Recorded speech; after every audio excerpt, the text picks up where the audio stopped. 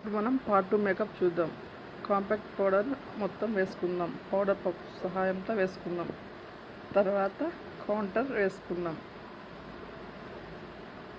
నోస్కి, చిక్స్కి, four హెడ్కి, జాస్కి.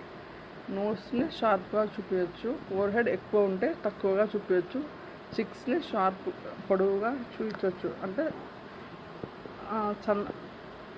మరి సన్నగా ఉండేటట్టు చూపించవచ్చు. ఇప్పుడు చూడండి, కనిపిస్తుంది మనకి. చిక్స్ పొడవుగా కనిపిస్తాయి. బెన్ కూడా జాగ్రత్తగా చేసుకోవాలి.